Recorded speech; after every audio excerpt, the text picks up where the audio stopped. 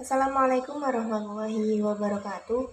Perkenalkan, nama saya Vivi Rizky Fitriani, NIM 2118329.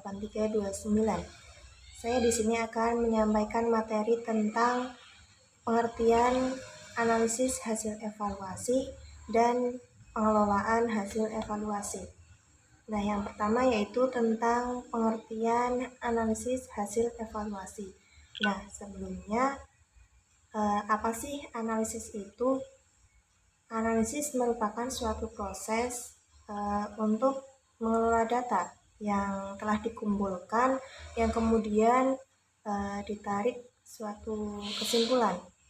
Kemudian kalau hasil evaluasi itu sendiri merupakan substansi yang sangat penting dan yang sangat dibutuhkan dalam sistem pendidikan, karena evaluasi itu sendiri dapat mencerminkan seberapa jauh perkembangan ataupun kemajuan dari sistem pendidikan itu sendiri. Nah, dengan adanya evaluasi, maka maju atau mundurnya kualitas pendidikan itu dapat diketahui. Oleh karena itu, maka dapat ditarik kesimpulan bahwa analisis hasil evaluasi dan pengembangan pendidikan dan pengajaran itu merupakan suatu proses kegiatan untuk mendapatkan informasi mengenai hasil belajar mengajar siswa, dan kemudian seorang guru mengolahnya dan menafsirkannya menjadi suatu nilai, baik itu yang berupa data kualitatif maupun data kuantitatif. Kemudian materi yang kedua yaitu tentang pengelolaan hasil evaluasi. Nah, dalam pengelolaan hasil evaluasi ini terdapat dua tahap dalam melakukan pengelolaan hasil evaluasi. Tahap yang pertama yaitu memberikan skor, dan yang tahap kedua yaitu memberikan penilaian. Tahap yang pertama yaitu pemberian skor itu merupakan suatu proses memberikan skor kepada siswa setelah siswa menjawab suatu soal. Kemudian ada beberapa cara dalam memberikan skor pada hasil evaluasi. Yang pertama yaitu pemberian skor pada hasil ujian dalam bentuk uraian, dan yang kedua dalam bentuk objektif. Nah, dalam bentuk uraian itu sendiri terdapat dua cara dalam memberikan skor. Cara yang pertama yaitu penyekoran analitik, dan yang kedua yaitu penyekoran holistik. Penyekoran analitik itu sendiri merupakan suatu cara pemberian skor yang mengacu pada elemen jawaban ide. Berarti semakin banyak ide yang diberikan oleh siswa, semakin tinggi pula ataupun semakin banyak pula nilai yang diberikan oleh seorang guru.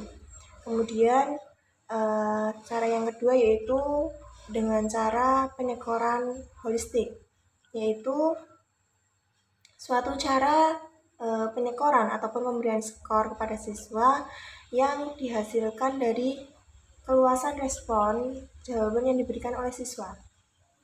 Kemudian yang kedua yaitu tentang pemberian skor pada hasil ujian dalam bentuk objektif.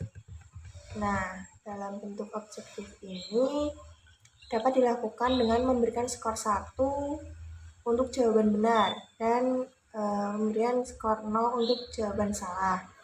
Nah, kalau total skor yang diperoleh itu dengan menjumlahkan skor yang diperoleh dari semua soal. Kemudian tahap yang kedua yaitu tentang pemberian penilaian.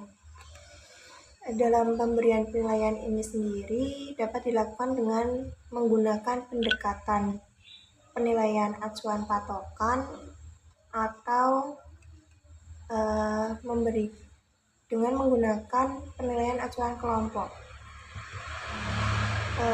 Kalau penilaian acuan patokan merupakan penilaian yang dalam menginterpretasi hasil pengukuran secara langsung didasarkan pada standar